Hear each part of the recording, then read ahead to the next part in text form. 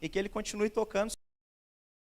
Hoje nós vamos dar continuidade, porque enquanto discípulos, foi o que eu iniciei semana passada falando, nós precisamos nos preparar para entender. A Gisele ministrou sobre a tempestade, sobre o vale. Eu não sei se você se atentou, mas os louvores foram muito nessa linha, porque ainda que a gente passar pelo vale, ainda que a gente passar pela adversidade, ainda que a gente enfrente esses momentos, a nossa confiança é colocada em Deus, nós confiamos nele. Foi isso que nós declaramos durante os louvores, e é por isso que nós temos sido ministrados acima dessa temática, porque ainda que a tempestade venha, você precisa encarar a tempestade de maneira sábia, de maneira bíblica, como um discípulo, como um servo, uma serva de Deus, deve encarar quando esses momentos vierem sobre a tua e a minha vida. E é por isso que nós temos conversado. Hoje nós vamos falar sobre um outro aspecto da tempestade. Semana passada nós falamos sobre enfrentar a tempestade. Hoje eu queria falar sobre aprender na tempestade, com a tempestade.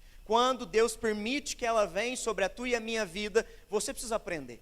Você precisa exercitar a sua fé, você precisa compreender todo o contexto da tempestade, o porquê Deus permite ela sobre as nossas vidas e como nós podemos crescer quando Ele permitir que a gente passe por elas. É sobre isso que nós vamos conversar nessa noite, e o tema dessa noite vai ser: não desanime, Jesus está no controle. Ou seja, a tempestade não significa a ausência de Jesus. A tempestade, o problema, não significa que Jesus não está comandando, que Jesus não está acima de todas as coisas. Jesus está no controle, até mesmo quando a tempestade sobrevém sobre a vida dos seus discípulos. E para a gente conversar sobre isso, eu queria que você compreendesse que essa tempestade que nós estamos tratando aqui são momentos de sofrimento que Deus permite que a gente enfrente. E nós, enquanto cristãos, precisamos entender o seguinte: o sofrimento, ele é a escola do Espírito Santo, ele é a escola superior, que vai nos graduar numa vida de obediência, quando o sofrimento vier. Então compreenda que o vale é um momento onde a sua fé está sendo posta à prova. E para ser graduado, para ser aprovado, você precisa passar, você precisa experimentar, você precisa, crescer. Você precisa ser aprovado em obedecer e não tão somente em conhecer. Se você olhar para todos os servos e servas de Deus que passaram por momentos de vale, de tempestade, de desertos da sua vida, você vai perceber que todos eles, depois do vale, depois da tempestade, depois da adversidade, eles já não eram mais os mesmos. Todos eles foram impactados profundamente. Jó, no início do livro dele, começa dizendo: ele era um homem íntegro, reto e temente a Deus. Mas o livro termina dizendo, Jó dizendo: antes eu te conhecia só de ouvir falar, mas agora os meus olhos te veem, eu te contemplo, Deus. Ou seja, o nível do aprendizado, da intimidade, da experiência, do crescimento que ele teve no vale que ele passou com Deus, foi tremendo, a ponto dele dizer: eu conhecia de ouvir falar. E que quando você e eu passarmos pelo vale, ao sairmos da tempestade, porque a tempestade passa, e quando ela passar, que você possa declarar com as mesmas palavras: eu sou uma nova pessoa, minha intimidade com Deus é outra, eu conheço o Senhor, de ter experiências com Ele. E é sobre isso que nós vamos conversar nessa noite, sobre aprender quando essas situações vierem. Mas para entrar na tempestade que nós vamos meditar nessa noite, num outro texto bíblico que Jesus permite que os seus discípulos enfrentem a tempestade, eu queria te convidar a fazer o seguinte: eu estou de óculos aqui, eu tirei o óculos e o meu grau é tão alto que quando eu tiro o óculos, eu sei que o Fábio e a Vanessa estão aqui na frente, porque eu gravei, mas não estou vendo nada do rosto de vocês. Eu quero convidar vocês a colocar o óculos que vai nos fazer ler a tempestade que nós vamos meditar nessa noite. E o óculos que nós vamos colocar, a cosmovisão, a lente pela qual a gente vai ler esse texto, é a cosmovisão de Tiago, capítulo 1, do versículo 2 em diante. Não é esse texto que nós vamos meditar, não. Não abre ainda, não. Eu só estou te incentivando. É a cosmovisão. Nós estamos colocando uma lente. Que lente é essa, pastor? Fica aqui comigo. A lente que nós vamos colocar agora para ler o texto que nós vamos ler é a seguinte. Eu vou ler e eu quero que você preste atenção. Meus irmãos, tende motivo de alegria ao passardes por várias provações. Então o que Tiago está dizendo? quando passar pela provação, olhe para a provação como uma situação que você vai passar por ela, sabendo que essa aprovação, olha o seguinte, versículo 3, sabendo que a aprovação da vossa fé, uma vez confirmada, ela produz perseverança. Ora, a perseverança deve ter ação completa para que sejais perfeitos e íntegros, e em nada deficientes. O que Tiago está ensinando a gente? Quando olhar para a adversidade, quando olhar para a aflição, tem de motivo de alegria, entenda que há um propósito. Ele não está dizendo para a gente se alegrar com o sofrimento, mas para a gente compreender que Deus tem um propósito até mesmo no meio do sofrimento. E entender que quando o sofrimento vem, a provação vem, Ele está permitindo, porque a nossa fé está sendo posta à prova. E uma vez que a sua fé ela é aprovada, ou seja, nota 10, passou pela tempestade e a nota é 10, a fé foi aprovada, vai ser gerado algo em nós. E é isso que Ele quer nos ensinar. Para a gente aprender com o texto de hoje, eu preciso que você olhe para a tempestade dessa maneira. Deus tem algo a nos ensinar nas provações. Deus tem algo a tratar em nós nas provações pelas quais Ele está permitindo que nós enfrentemos e passemos. E é sobre isso que nós vamos conversar. E eu te convido a abrir sua Bíblia então, agora no texto que nós vamos meditar em Mateus, capítulo 14, do versículo 22 ao versículo 33. Mateus, capítulo 22, Mateus capítulo 14, do versículo 22 ao versículo 33. Nós vamos meditar em outro texto, outra passagem, aonde há uma tempestade. E Jesus permitiu que os seus discípulos enfrentassem essa tempestade. Mateus 14, do versículo 22 ao versículo 33. Se você não trouxe, está aqui no projetor e a gente vai ler juntos. Logo a seguir, compeliu Jesus os discípulos a embarcar e passar diante dele para o outro lado. Enquanto ele despedia as multidões, e despedidas as multidões, subiu ao monte a fim de orar sozinho, e caindo a tarde, lá estava ele só. Entretanto, o barco já estava longe, a muitos estádios da terra, açoitado pelas ondas, porque o vento era contrário. Na quarta vigília da noite, foi Jesus ter com eles, andando sobre o mar. E os discípulos, ao verem-no andando sobre as águas, ficaram aterrados e exclamaram: é um fantasma! E tomados de medo, gritaram. Mas Jesus imediatamente lhes disse: tende bom ânimo, sou eu, não temais. Respondeu-lhe Pedro, disse: se és tu, Senhor, manda-me ir ter contigo por sobre as águas. E ele lhe disse: vem. E Pedro, descendo do barco, andou sobre as águas e foi ter com Jesus. Reparando, porém, na força do vento, teve medo, e começando a submergir, gritou: salva-me, Senhor! E prontamente Jesus, estendendo a mão, tomou e lhe disse: homem de pequena fé, por que duvidaste? Subindo ambos o barco, cessou o vento, e os que estavam no barco adoraram, dizendo: verdadeiramente és filho de Deus. Amém. Esse texto vai narrar sobre outra tempestade, e agora uma tempestade que está acontecendo debaixo da vontade permissiva de Deus. Se você ler todo o capítulo 14, para você entender o contexto todo, o contexto do capítulo 14, Jesus ele recebe a notícia da morte de João Batista. João Batista havia sido preso e degolado lá numa cidade, numa prisão de Maquerós, e ali ele foi degolado. E depois desse momento, Jesus fica profundamente triste, porque eles eram primos, além de João Batista também ser o profeta que anunciou que ele era o Cordeiro de Deus, que tira o pecado do mundo. E Jesus então resolve sair com seus discípulos para um momento de descanso, para se retirar, porque as multidões se aglomeravam aonde Jesus estava e aonde os discípulos estavam. E quando Jesus então decide sair para um lugar solitário, e quando ele chega nesse destino, ele atravessa de barco aquela região, e quando ele chega, para o espanto dos discípulos, a multidão já estava do lado de lá esperando Jesus.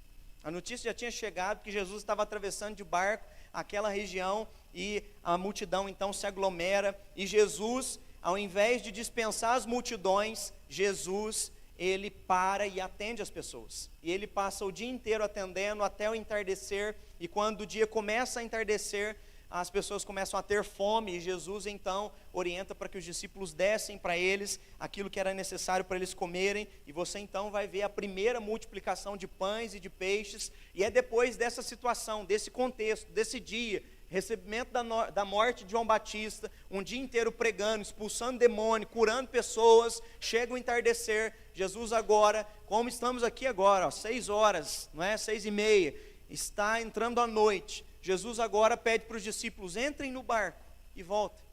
Eles tinham viajado para esse lugar, para quê? Para descansar. E aí, para surpresa deles, eu não sei se você viu e se atentou, mas o versículo 22, ele vai mostrar, Jesus os impeliu. Em outras versões vai estar, Jesus ordenou que eles entrassem no barco e voltassem, da onde eles tinham vindo. Só que Jesus não entra no barco. Jesus, ele sobe a montanha para orar. E aí, então, vai vir a tempestade que nós vamos enxergar. Só que eu quero que você compreenda o seguinte, Jesus sobe e Jesus sai daquela região, os impele a entrar no barco, eles iriam passar por uma provação, mas há 2 motivos pelos quais Jesus permite que tudo isso esteja acontecendo. O primeiro motivo é que se você for ler o Evangelho de João, capítulo 6, versículo 14 e 15, João traz mais uma informação que não está aqui em Mateus. A informação é que essa multidão que aconteceu, a primeira multiplicação de pães e peixes, queria ali coroar Jesus como rei. Eles queriam já, dizer, tu és o rei, o Senhor é o rei sobre Israel, e Jesus não veio para ser rei político, ele não veio para as expectativas judaicas, ele veio para ser o rei que vai reinar sobre a tua e a minha vida, um reino espiritual. E então, na hora que ele começa a perceber que a multidão está querendo ali, consagrar ele como um rei ali, político, Jesus então se retira, despede a multidão, sobe a montanha, para livrar os seus discípulos dessa tentação também, que poderia vir sobre o coração deles, mas há um segundo motivo, Jesus vai orar e passar um momento clamando a Deus, pela provação que os seus discípulos precisariam passar, pela provação que os discípulos teriam que enfrentar. Sabe o que isso significa? Que Jesus sabia que aquela provação era necessária na vida deles, de cada um deles. Aprovações, é isso que eu comecei ministrando, que você precisa compreender, que elas estão debaixo da vontade permissiva de Deus, e é sobre isso que eu quero conversar com você nessa noite, para que você compreenda sobre a tempestade. Um primeiro ponto que eu queria que você pensasse comigo sobre a tempestade, é que as tempestades da vida, elas chegam. Quer você esteja pronto ou não, quer você esteja preparado ou não, você precisa entender. O mínimo que os discípulos esperavam era uma viagem tranquila de volta. Você imagina isso? Foi um dia tranquilo, viajamos de manhã, estava tudo bem, Jesus passou o dia curando, expulsando demônio, agora a gente entra no barquinho, depois Jesus aparece do lado de lá, ele vai chegar lá, a gente vai se reencontrar. Então assim, eles entram no barquinho sem expectativa de tempestade. Como eu falei semana passada, você não espera a tempestade, você não se programa pela tempestade, elas chegam. As tempestades, elas são inevitáveis, entenda uma coisa, elas são inevitáveis, elas alcançam ricos, pobres, doutores, analfabetos, alcança crente, descrente, a tempestade vem, o problema vem para todo mundo, não há um grupo específico, é para todos. Um outro ponto que você precisa entender, as tempestades vêm e elas são imprevisíveis, ou seja, elas chegam sem um aviso prévio. Você não recebe um aviso prévio. No próximo mês você vai receber uma notícia pesada, então começa a se preparar. Não, não é assim. Está tudo bem, você entrou no barquinho, você está na tua vida, e aí do nada vem uma informação, vem uma notícia que te pega de surpresa. Um outro detalhe, quando as tempestades chegam, elas são, inadministráveis. O que significa isso? Você não consegue administrar. Há situações que estão fora do controle das suas mãos, mas estão no controle das mãos do nosso Deus. Você pode não ter o controle, mas Deus tem o controle sobre todas as coisas. Você pode ser pequeno diante do problema, mas Deus é maior que o teu problema. Então se lembre disso quando a tempestade chegar. E um outro ponto, a gente não gosta de falar sobre esse ponto, mas é necessário que eu fale. As tempestades são pedagógicas. Quem é professor, a pedagogia, elas te ensinam, elas te instruem, elas te educam, elas te levam a adquirir conhecimento e elas te levam a desenvolver esse conhecimento de maneira prática na tua relação com Deus. Os discípulos precisavam passar por isso, por essa experiência, de maneira pedagógica, para que a fé deles fosse desenvolvida e exercitada no nosso Deus. E aí tem uma expressão que eu gostei muito, que o Hernandes Dias Lopes vai dizer o seguinte: e nós crentes, nós não temos imunidades especiais. Porque tem gente que acha, não, o pastor tem uma imunidade especial. Sobre a vida dele não vai acontecer problema algum. Não, se eu for da liderança, eu vou ter uma imunidade especial. Sobre mim não terá. Não, querido, os apóstolos não tinham uma imunidade especial, ou seja, problema vem sobre todos. Então, muitas vezes, as maiores tempestades que a gente enfrenta, a gente precisa compreender, às vezes não são externas, às vezes são internas. Nós vemos uma cultura onde a grande pressão, na grande maioria das vezes, não é externa, não é um problema externo acontecendo, mas é a maioria das pessoas passando por crises emocionais, problemas internos. A tempestade, às vezes, não é visível do lado de fora, mas dentro, a pessoa está arrebentada por dentro, está destruída por dentro, está vivendo uma crise. Ela estampa um sorriso no dia a dia, no trabalho, na academia, nos seus afazeres, mas só ela sabe que por dentro dela há uma turbulência, ela vive chacoalhada o dia inteiro. E ela só se abre às vezes com quem ela confia para dizer que está assim. Aqui dentro está uma tempestade, enquanto por fora parece que está tudo tranquilo. Ao ler a Bíblia, você precisa entender o seguinte, é isso que eu quero conversar com você agora nesse primeiro ponto. Você vai perceber que ao ler a Bíblia a gente descobre que há dois tipos de tempestades. Quais são eles? O primeiro tipo de tempestade é a tempestade que Deus permite para correção. Há tempestades que vêm para te corrigir. Há tempestades que vêm para alinhar o teu coração e a tua rota, a rota de Deus, porque nós, enquanto homens e mulheres, por vezes somos, suscetíveis a desviar dos caminhos do Senhor, e o Senhor então permite a tempestade para chacoalhar a gente, para abrir os nossos olhos. Olha para onde você está indo, olha as decisões que você está tomando, acorda, olha o rumo da tua vida. E aí quando a tempestade vem, a gente se sente chacoalhado e percebe a fragilidade humana, e a gente então volta os nossos olhos para aquilo que é mais importante na nossa história, que é Deus. Perceba que momentos de problemas e de adversidades, na grande maioria das vezes, quebrantam as pessoas, e elas mudam a rota da vida delas, e elas se voltam para Deus em momentos de grande tempestade. Mas há um segundo ponto, que a tempestade também nos ensina. A tempestade, ela é para o nosso aperfeiçoamento. E eu queria conversar com você sobre esses dois pontos. O primeiro é que a tempestade pode ser uma correção de rota. E aí, pastor, mas aonde você enxerga isso na Bíblia? Livro de Jonas. Deus chama um profeta chamado Jonas, e profeta significa, era um homem que falava em nome do Senhor. Deus falava com o profeta, e o profeta ia, anunciava ao povo a palavra de Deus, que Deus havia falado com ele, tinha intimidade com Deus, se relacionava com Deus, orava, lia ali as Sagradas Escrituras, era um homem íntimo de Deus, e Deus fala com ele, vá pregar em Nínive, a capital da Síria. Era um povo maldoso, era um povo, que com outras nações, eles eram tão maldosos. Eu já contei isso na igreja aqui, quando eles invadiam nações vizinhas, a prática de guerrilha do Império Assírio, e de Nínive especialmente, sabe qual era? Uma prática chamada escalpelamento. Não sei se você já ouviu falar. Escalpelar significa tirar a pele da pessoa, e quando tira a pele, a pessoa não morre na hora, a pessoa fica agonizando até morrer. Então o povo de Nínive, quando entrava em outras nações, além de matar as mulheres ao fio da espada, as mulheres grávidas, eles retiravam a pele do corpo das pessoas, e eles então deixavam elas no deserto, esturricando até morrer.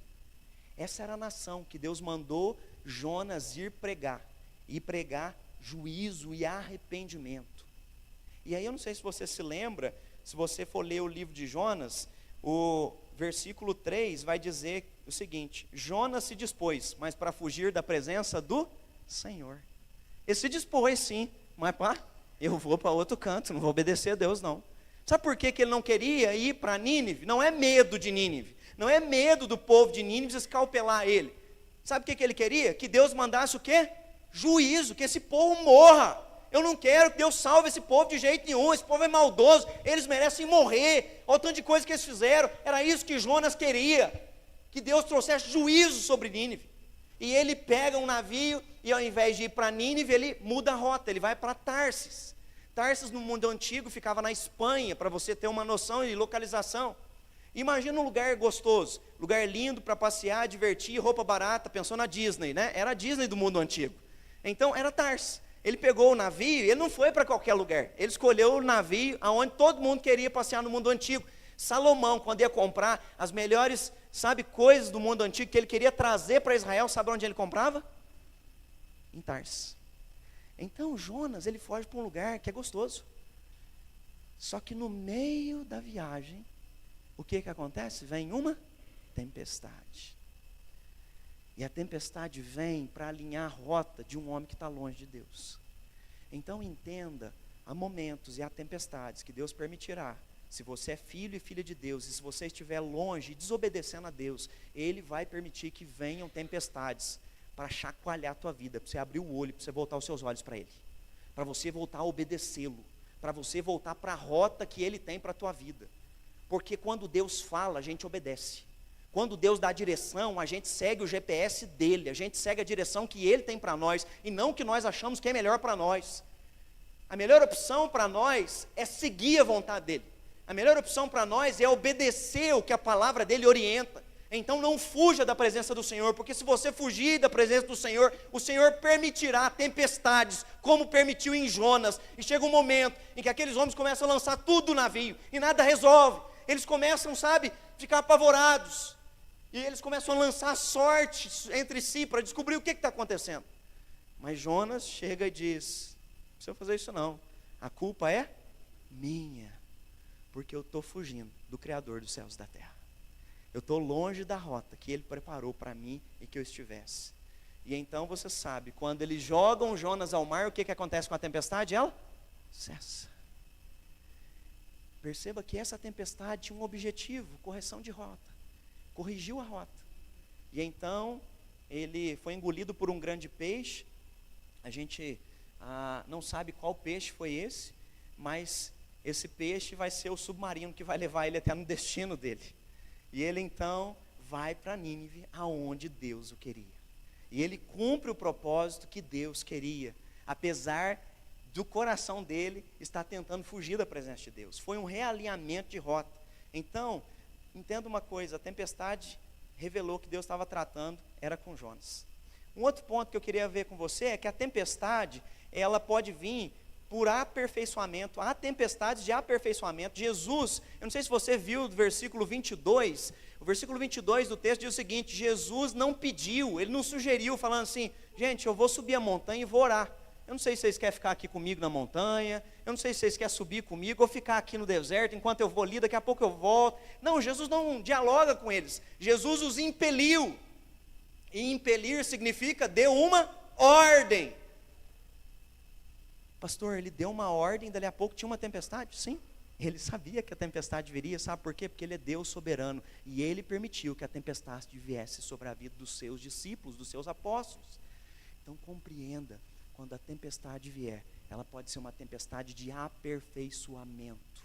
Ou seja, Jesus não queria o mal dos seus discípulos. Jesus queria que eles fossem aperfeiçoados, que eles fossem trabalhados no caráter dele, que eles fossem, tratados, que eles fossem lapidados. A aprovação, ela vem para a gente crescer, para a gente testemunhar mais do poder de Deus. Eu não sei você, mas compreenda o seguinte: nós que temos passado por grandes adversidades e por grandes problemas e por grandes lutas, como eu venho compartilhando com vocês nesses últimos 4 anos, muitas das coisas teologicamente que eu sei de cor, e eu aprendi na teoria, desde lá do Palavra da Vida, desde quando eu fiz CTL, desde quando eu aprendi na escola dominical, hoje todo esse conhecimento, ele é vivo, ele é prático. Eu sempre ouvi falar de Jeová Jiré, o Deus da providência. Hoje eu sei que o Deus da providência, Ele provê na minha vida tudo o que eu preciso até aqui, e Ele vai providenciar todo o restante do tratamento da Eveline até o final. Ele vai cuidar. Uma coisa é falar sobre a teoria, outra coisa é provar quando você passa pela tempestade. A tempestade te faz provar de maneira palpável. É por isso que Jó diz: antes eu conhecia de ouvir falar, hoje eu sei como é que é. Quem passa pela tempestade não fala sobre algo teórico, fala sobre algo praticável, vivo, algo que você experimenta. Então entenda, a tempestade de aperfeiçoamento é para que você viva tudo aquilo que você sabe, não só de ouvir falar, mas na prática. E aí, Jesus permite isso com os apóstolos. Mas eu quero te fazer lembrar de alguns episódios, por exemplo, no Antigo Testamento, que Deus permitiu que homens dele passassem também por adversidade. Eu não sei você, mas você se lembra do episódio de 1 Samuel 16, quando Samuel é ungido rei? Quando ele é ungido rei, Davi, na verdade, né? Samuel unge Davi, o próximo rei de Israel. E aí quando você lê aquele texto, se você leu ele pela primeira vez, eu não sei se vem no seu coração, pronto. Agora depois que você lê que ele mata Golias, agora vão declarar ele rei e acabou Saul. Mas não é isso que acontece, é isso que acontece? Não. Saul começa a perseguir ele, começa a vir um vale atrás de outro, ele tem que sair fugido. Ele luta por Israel e quando ele chega para contar as boas notícias, o povo grita na cidade, canta músicas feitas para eles, que vão colocá-lo acima de Saul, e quando ele entra, Saul fica doido e quer matá-lo, e ele tem que sair fugido. Saul começa a tramar para matá-lo, para tirar a vida dele, ou seja, depois de um momento onde ele foi consagrado, agora é para tudo acontecer do jeito certo. Não, vem a tempestade.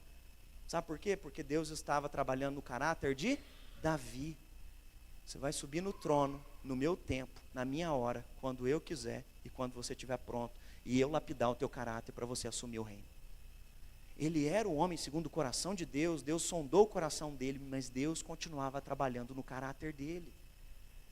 Então entenda, isso acontece. Se você for ler o Novo Testamento, Atos capítulo 11, tem dois homens cheios do Espírito Santo, Paulo e Barnabé, cheios do Espírito Santo, em Antioquia, orando, jejuando, se consagrando, e diz que o Espírito Santo veio e os separou para si. Eles saem para a primeira viagem missionária, e na primeira viagem missionária eles chegam numa cidade chamada Listra. Eu fico imaginando isso, você está cheio do Espírito Santo, você orou, você jejuou, Deus direcionou, mostrou para você, vai agora. Sabe o que acontece quando eles chegam em Listra? A turma leva ele para a porta da cidade, apedreja ele a ponto do apedrejamento ser tão forte, que diz que os discípulos achavam que Paulo estava morto. Matou Paulo. Primeira viagem. Não, ele não tinha morrido. Mas ali ele estava experimentando o que ele havia ouvido dos lábios do próprio Senhor Jesus em Atos capítulo 9. Que ele aprenderia e que ele haveria de sofrer. E ele estava sendo preparado, porque o apedrejamento era só o começo do que ele ia enfrentar em todas as outras cidades. Paulo estava sendo tratado, Barnabé estava sendo tratado, eles estavam sendo tratados. As tempestades que Deus permite em nossa vida têm o objetivo, o nosso crescimento, são pedagógicas, todos nós já passamos. Só que entenda, lá quando a gente começou a mensagem, eu te convidei a colocar um óculos e olhar para a tempestade como uma provação da sua fé, para aperfeiçoamento. E o final do texto de Tiago vai mostrar para nós 3 alvos que são alcançados quando nós passamos pela tempestade. Uma vez que a vossa fé é aprovada, vocês vão desenvolver, vocês vão experimentar perseverança. A primeira coisa que acontece na tempestade é homens e mulheres perseverantes, independente das situações. Aconteça o que aconteça, eles são fiéis a Deus. Independente dos problemas, eles vão continuar sendo fiéis a Deus. Eles vão viver em fidelidade a Deus. Eles não vão blasfemar contra Deus. Eles não vão voltar atrás. Eles continuam firmes até o fim. É isso que a tempestade gera em aperfeiçoamento, essa perseverança, e gera também aperfeiçoamento e maturidade, para que vocês sejam homens e mulheres íntegros e em nada deficientes. Integridade significa que Deus vai tratar todas as áreas, por inteiro. Deus vai tratar tudo, querido. Vai tratar tudo, tua vida emocional, vai tratar tua vida relacional, vai tratar teu caráter, vai tratar tua arrogância, teu orgulho. Deus te quebra no meio na tempestade e te mostra que você não é ninguém, que você é um servo, que depende dele, e você fica então vulnerável, submisso, e tudo isso te torna o quê? Um homem e uma mulher maduro. Porque agora você sabe quem você é e que você depende dele para tudo. Ele é suficiente na sua vida. Ele é tudo para você. Então a tempestade tem esse objetivo. Um segundo ponto, nas tempestades da vida, Jesus vem ao nosso encontro. Jesus na verdade não estava longe, vamos parar para pensar? Ele estava lá na montanha orando pelos discípulos que estão passando pela provação. Quando você pensa que o Senhor está longe, na verdade Deus está trabalhando em seu favor, louvado seja Deus. E mais do que isso é tão lindo, Jesus vai dizer em Hebreus que Ele é o nosso intercessor junto de Deus Pai. Nós estamos passando por tempestade, mas eu sei que Jesus intercede por nós diante do trono do Pai. Romanos capítulo 8 vai dizer que o Espírito Santo de Deus nos assiste nos nossos momentos de fraqueza, e Ele... Então entenda, Deus não está longe na tempestade, Deus não está longe, Ele está perto de você, o Espírito Santo intercede por você, Jesus intercede por você, e mais do que isso, a Bíblia vai dizer, Ele não dorme nem cochila, mas Ele trabalha para aqueles que esperam nele, Ele trabalha em nosso favor, Ele não chega atrasado na tempestade, Ele chegou na hora que tinha que chegar, Ele não chegou atrasado, na casa de Marta e Maria, Ele chegou na hora que Ele tinha que chegar. Sabe por quê? Porque Deus não chega no teu e no meu tempo, Ele chega no tempo dEle. Isso a gente precisa entender, é o Cronos, é o reloginho que está pendurado lá, que eu preciso prestar atenção, que eu tenho só quase 15 minutos para terminar. Mas tem o Kairos de Deus, o Kairos é o tempo dEle. E louvado seja Deus, que no tempo dEle, Ele intervém nas nossas vidas. No tempo dEle, Ele intervém na nossa história, na tempestade. Os problemas é que quando a onda começa a bater na tempestade, eu não sei se você já tomou marola, né? Aquela onda que vem no mar. Eu de vez em quando gosto de assistir alguns vídeos engraçados no Instagram. Eu não sei se você já viu gente que senta na beira-mar e vem uma onda, joga ela de costa, e quando ela tenta levantar já tem outra vindo, e já tem outra vindo, e já tem outra vindo. A tempestade é uma marola atrás da outra. Quando você passa por problema, por adversidade, não é assim? Parece que elas se somatizam. Eu me lembro quando a gente descobriu o primeiro câncer da Eveline. A gente voltou do hospital da cirurgia, minha rede de esgoto estourou tudo, desceu no chão abaixo, quebrou a área da lavanderia inteirinha. Dali a pouco meu carro estragou. Sabe, é uma onda atrás da outra, são marolas que vêm e sobrevêm, são tempestades vindo, mas você precisa entender, Jesus continua no controle de todas as coisas. Ele não está atrasado. Ele está no controle de todas as coisas. A tempestade, ela pode te amedrontar, mas ela não amedronta ele. E aí, quando eu falo que na tempestade Jesus vem ao nosso encontro, eu queria pontuar 3 detalhes. Jesus sempre vem ao nosso encontro na hora da crise. E aí você precisa entender o seguinte, nós não somos poupados das tempestades, mas nas tempestades. Ele não nos poupa da tempestade, ou seja, Ele não nos livra de passar pela tempestade, mas dentro da tempestade Ele vai cuidar de nós. Dentro das tempestades, Ele estará lá conosco. Era isso que Jesus estava fazendo. Jesus não livrou eles de passar pela tempestade, dizendo, fique aqui, porque vai vir uma tempestade. Ele sabia, Ele é Deus. Ele é Criador dos céus e da terra. Ele sabe quando vem uma tempestade, Ele sabe quando vem uma nevasca, Ele sabe quando vem uma avalanche. Ele é Deus, tudo Ele tem o controle. Mas era necessário que os discípulos estivessem lá, naquela hora, naquela tempestade, no meio daquelas ondas, no meio daqueles mar revolto, experimentando tudo aquilo. E Jesus chega na hora exata. Nós precisamos compreender isso. Jesus não chegou atrasado na casa de Marta e Maria. Ele sabia que Lázaro já estaria morto. E quem que vai correr atrás de Jesus, que vive agitada, inquieta, para falar para Jesus que ele chegou atrasado? Marta. Mestre, se o Senhor tivesse chegado aqui antes, 4 dias antes. Na verdade, Jesus estava mostrando Lázaro, eu não só curo, filho, eu ressuscito, porque eu sou Deus. Eu não faço só milagre da cura. 4º dia significa que o corpo está em decomposição. E sabe o que Jesus está mostrando? Eu tenho o poder de dar vida para quem está morto. Eu sou Deus, eu dou vida. Ele não chegou atrasado. Ali se manifestou mais uma vez o senhorio do nosso Senhor e Salvador Jesus. Ele chegou na hora que tinha que chegar. Ele chega na hora que tem que chegar na tua e na minha vida. Ele nunca chega atrasado. Ele chega na hora exata para que o nome do Pai seja glorificado. Entenda isso. Jesus vem caminhando sobre as ondas. Aqui eu acho que é um outro ponto muito forte. Se há uma tempestade, o texto fala que Jesus caminhava sobre as águas. Mas as águas, elas estavam com ondas. Jesus não estava numa prancha, tá? Ele não estava surfando em cima das ondas. Jesus estava andando sobre as ondas. Isso é muito forte. Sabe por que significa isso? Porque Jesus não usa os meios convencionais que eu e você achamos que Ele tem que agir. Nós, seres humanos, temos meios convencionais pelos quais nós queremos que Deus haja. É ou não é? Não, isso daqui eu planejei tudo e que Ele intervenha nisso que eu planejei. Não, querido, Deus age no tempo dEle, na hora dEle e como Ele quer. Porque Ele é Deus. E o que é lindo é que o que botava medo nos discípulos, Jesus está em cima. O que bota medo em você, Jesus pisa em cima, porque Ele é maior. O que angustia teu coração, Jesus vem por cima e diz, não precisa ter medo não, eu ando por cima disso. Isso está debaixo dos meus pés. Eu tenho autoridade sobre isso. Eu domino isso. Era isso que simbolizava Jesus andar sobre as águas. Poder sobre aquela tempestade. Experimentar isso, ele quer ir ter com Jesus. A nossa ênfase hoje não vai ser em Pedrão. Nossa ênfase hoje está na tempestade. E ele então vai e ele anda sobre as águas, mas ele vai e ele só pode andar sobre as águas por causa da palavra de quem? De Jesus. Porque é ele que tem poder. Não tem nada a ver com a fé de Pedro, tem a ver com o poder de Jesus. Tem a ver com a palavra dele.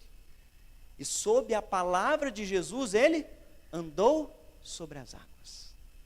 Entenda, o que nós precisamos é compreender que Jesus tem controle sobre tudo o que está acontecendo, sobre todas as situações que nós estamos enfrentando e que Ele está permitindo que a gente enfrente. Isaías, eu li semana passada, é um outro texto lindo e maravilhoso para você entender que Deus age nos caminhos dEle. Isaías 55, 8 e 9. Porque os meus pensamentos não são os vossos pensamentos, nem os vossos caminhos, os meus caminhos, diz o Senhor. Porque assim como os céus são mais altos do que a terra, assim os meus caminhos são mais altos do que os vossos caminhos, e os meus pensamentos são mais altos do que os vossos pensamentos. Ele está dizendo assim, o que vocês conseguem pensar, eu penso além. Os meus pensamentos são muito maiores, vocês pensam, e o pensamento de vocês não consegue alcançar os meus pensamentos. Os caminhos que vocês planejam são pequenos, os meus caminhos são mais altos. Jesus está mostrando o seguinte, aquilo que não era caminho para ninguém, que era andar sobre as águas, para Ele é caminho, porque Ele é Deus. Aquilo que você acha que é impossível, para Ele não é impossível.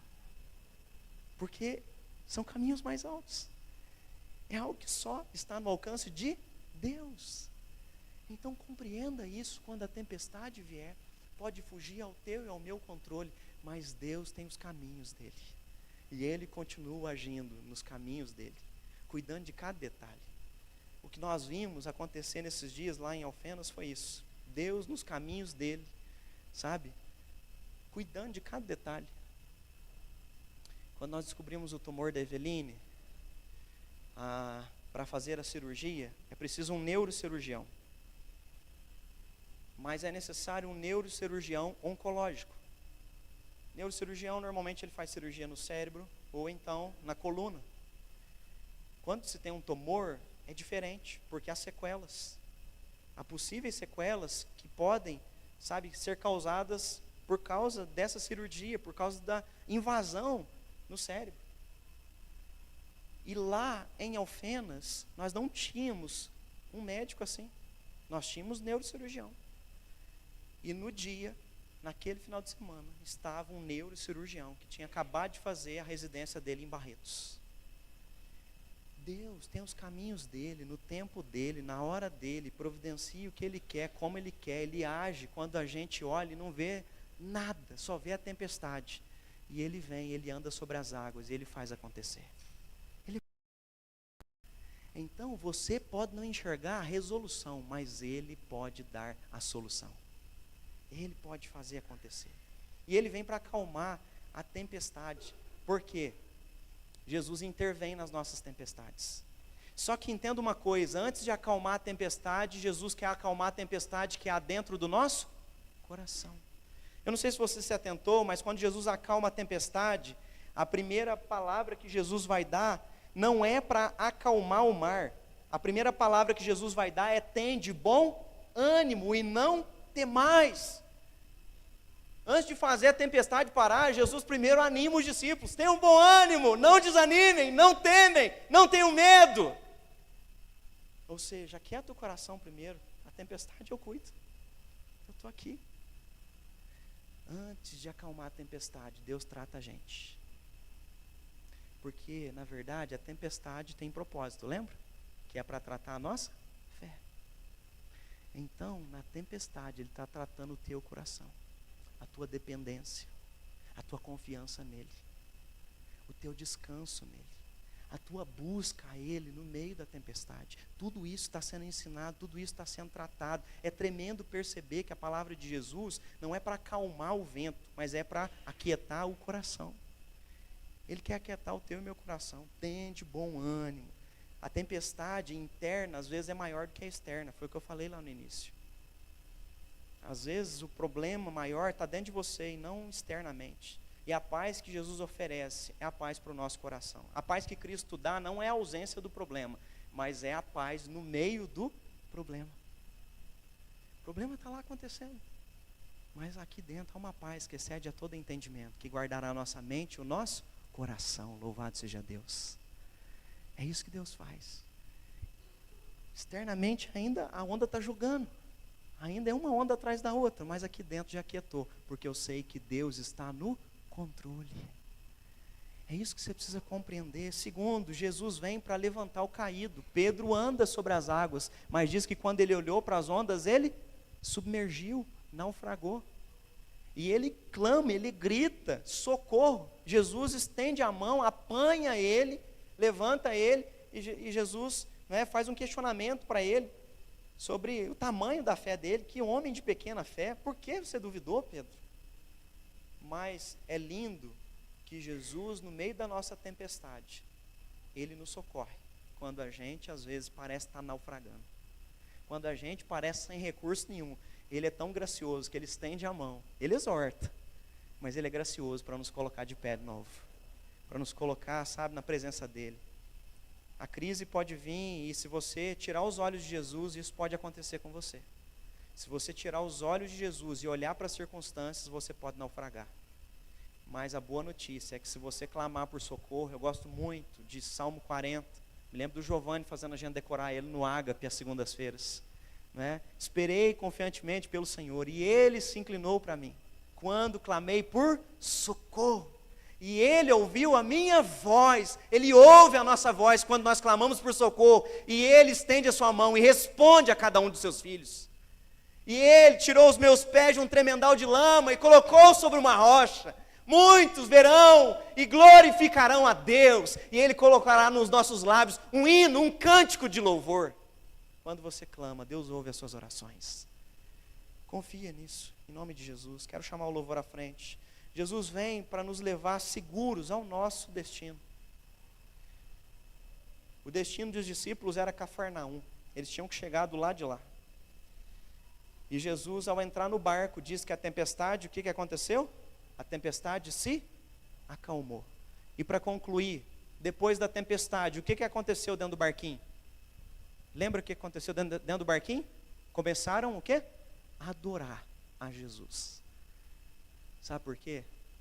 Eles já tinham visto milagres, já tinham visto curas, mas agora eles perceberam, todo o cosmos está na mão de Jesus. Ele domina tudo, tudo. Saúde, Ele domina todas as áreas, Ele ressuscita os mortos, e o mundo, o planeta Terra, tudo o que acontece está debaixo do domínio da sua autoridade. Ao ter essa compreensão, eles adoram a Jesus. Querido, quando você sai da tempestade, algo natural que vai acontecer é que nós vamos glorificar e vamos louvar o nome do nosso Senhor e Salvador Jesus. Nós vamos celebrar a bondade dEle. Nós vamos ser capazes de enxergar coisas que a gente não enxergava. Nós vamos ser capazes de ver coisas que a gente não via. Então as tempestades vão te fazer crescer no conhecimento de Deus, tá bom? Grave isso para a gente concluir. A tempestade vai te fazer crescer no conhecimento de Deus. A tempestade vai te levar à adoração. E esse é o propósito pelo qual eu e você fomos criados, para glorificar a Deus. Que ao final da tempestade, nosso Deus seja glorificado mais uma vez.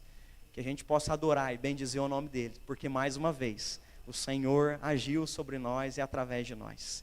Mesmo permitindo que a tempestade sobreviesse sobre a nossa vida, sobre a nossa casa, sobre as circunstâncias das quais nós estamos inseridos. Mas que no final, verdadeiramente, nós possamos adorar o nosso Senhor e Salvador Jesus. Amém? Te convido a se colocar de pé e juntos nós vamos adorá-lo por quem Ele é e pelo que Ele tem feito em nós e através de nós.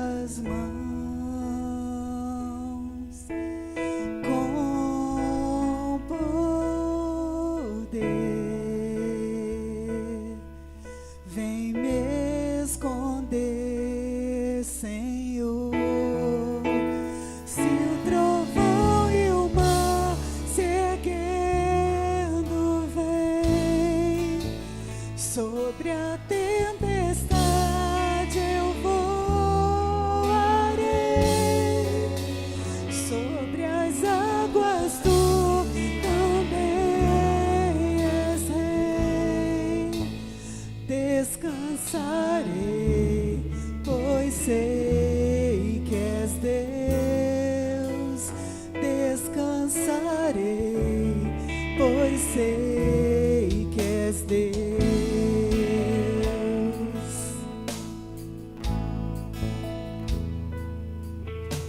Minha alma está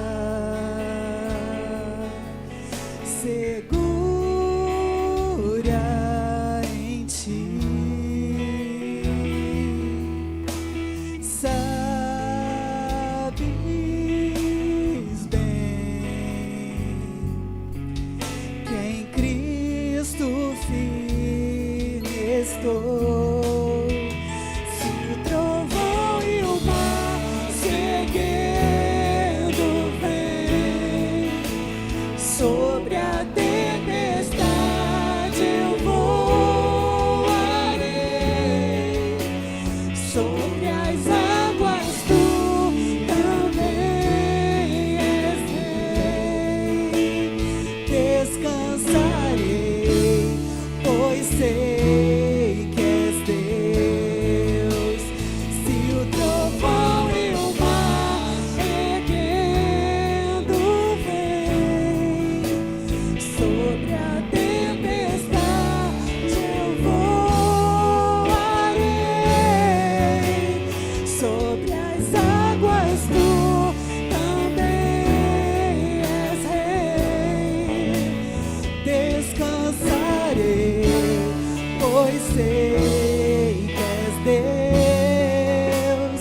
Descansarei, pois sei que és Deus. Se o mar me submergir, a tua mão me traz a folha pra respirar, me faz andar sobre as águas.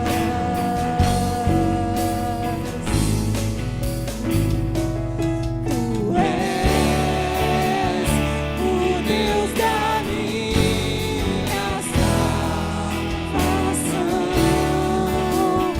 és o meu dono, minha paixão, minha canção e o meu louvor.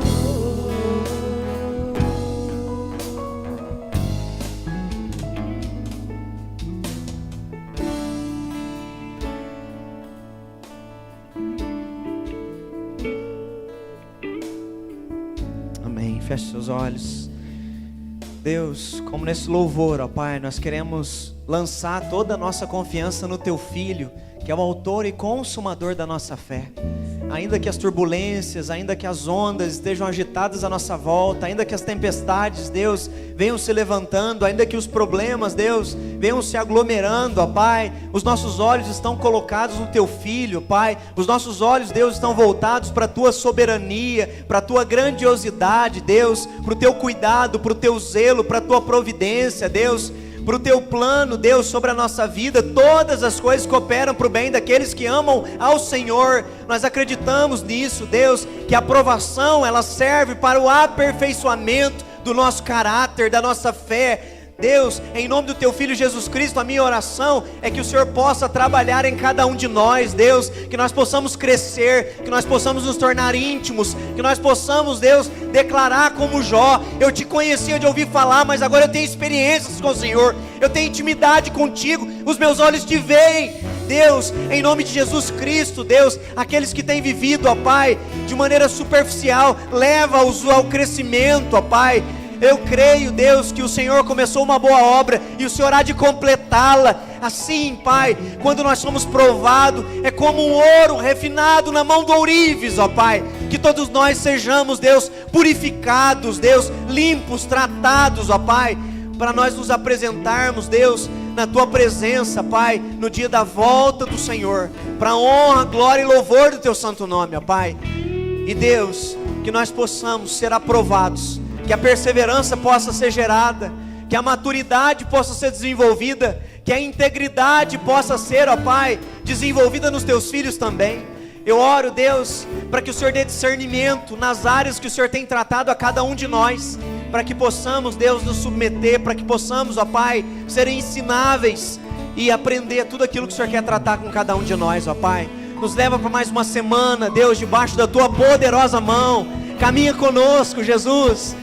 Nós nos colocamos diante do Teu altar, consagrando tudo que nós vamos fazer, os nossos compromissos, as nossas tarefas, a vida dos nossos filhos, o nosso casamento, a nossa vida profissional. Deus, aonde nós colocarmos a planta dos nossos pés, que ali o Senhor esteja conosco, nos livrando e nos guardando de todo mal. Adestra as nossas mãos para as batalhas que nós vamos enfrentar essa semana. Deus, fortalece-nos, ó Deus, e que no final, ó Pai, mais uma vez o nome do Teu Filho seja glorificado, o Senhor seja adorado, para a honra, glória e louvor do Teu santo nome.